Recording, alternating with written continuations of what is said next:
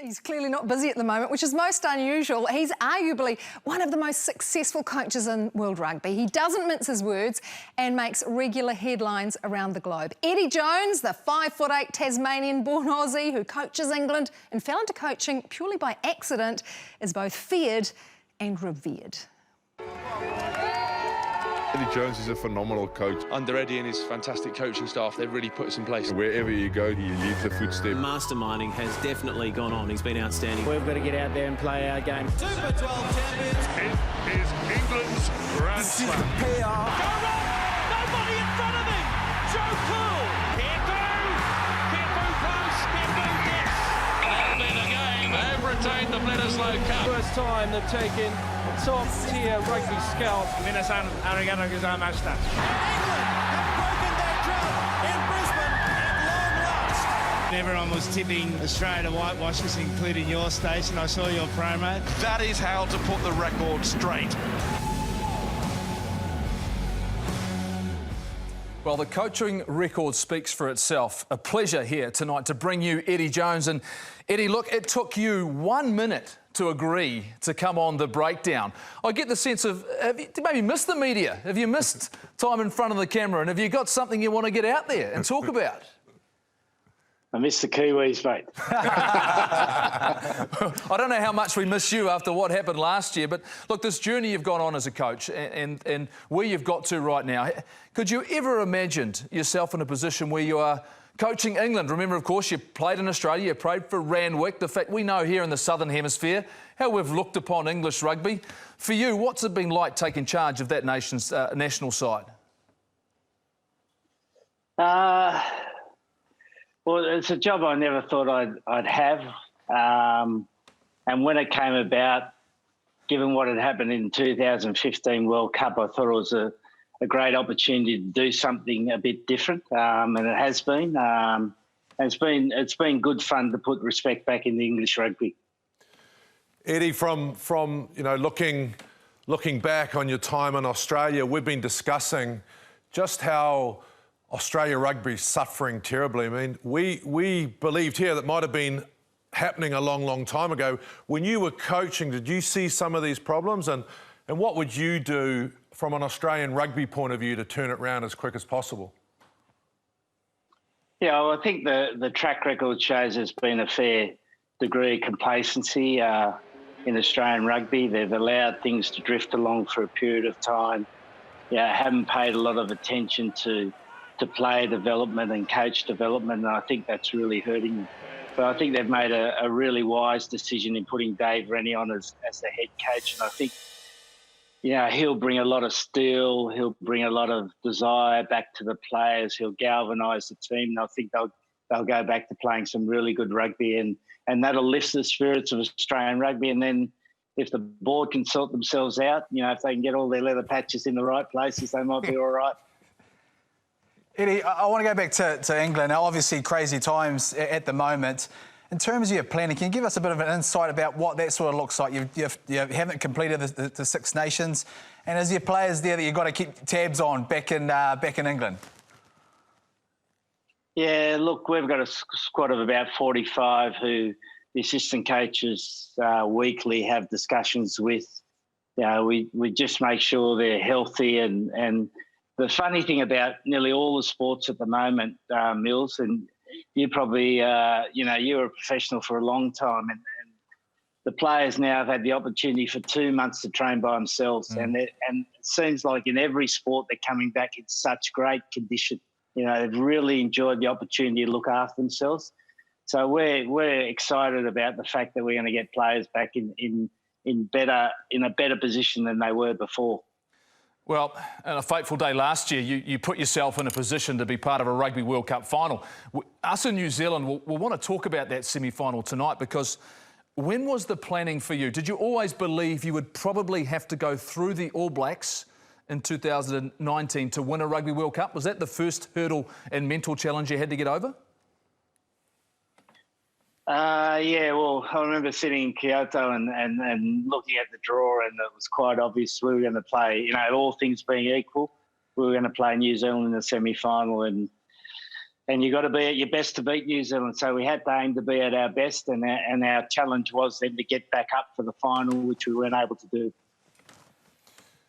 Eddie, I know you've always had strong opinions on the game, and you know I believe that World Rugby is facing a challenge. There's one camp that says we should have this global game. Another camp, of which I'm in, says maybe less is more. One of the most exciting games for us in the last 2 years was actually going back to England to play, because we hadn't been there for a couple of years. I mean, you've been around this game a long time. What do you think we need to re-galvanise the game from a world point of view? Well, I think we need high-quality rugby, and I think the game's gradually moved along a track and hasn't been looked at carefully enough. You know, now we've got this game that's almost like NFL. Yeah, we've got a test match that we're involved in generally goes for 100, 110 minutes, of which ball in play is 35 minutes, which hasn't really changed in the last 20 years.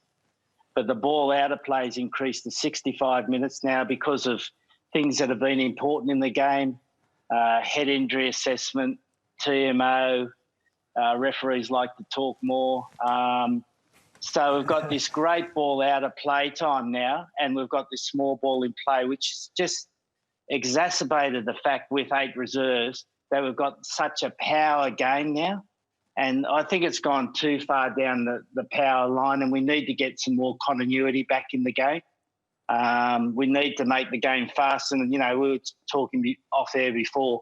The NRL is a good example of what happens when you make one adjustment to a law and you change the game for the better. And it's definitely become less of a wrestle in the NRL and a faster, more continuous game. And I think we need to make that adjustment in rugby. Eddie, I want to talk about the referees talking about off the field. There's always anticipation around your media conferences and things like that, and we love it. Some of the things you come up and say. We had Getz on, you know, saying that you get on really well and you fire a shot here, and often you know, it's read differently. But how much can we read into that and some of that stuff off the field? I mean, it's entertaining, but how much truth can we actually read off the coach's banter? Oh, it's a bit of fun, mate. You know, you got to try to make it entertaining, don't you? And there's sometimes, you know, you can have a beneficial effect on how your team thinks and maybe put a thought in the opposition's head. Sometimes it works, sometimes it doesn't work. But I think, you know, we've got a job to make the game entertaining. Nice. And I think the head coach has got a responsibility to do that. 6 Nations, Eddie. It's an amazing tournament. I was very fortunate to coach in it for a few years with Italy. A great event, but they're pretty staid in their ways. They don't want to move their timing. Do you think it's the right decision, or can it move wherever it wants on the calendar and it won't lose its impetus or its tradition? Well, as you said, mate, it's a great competition. I've never coached in such an intense competition because every game means so much, and you're playing against your next door neighbours, and it means a hell of a lot to the country. And it's such a traditional tournament. You know, I think people have got holidays booked to go to Rome for the next 10 years. You know, it's that sort of event.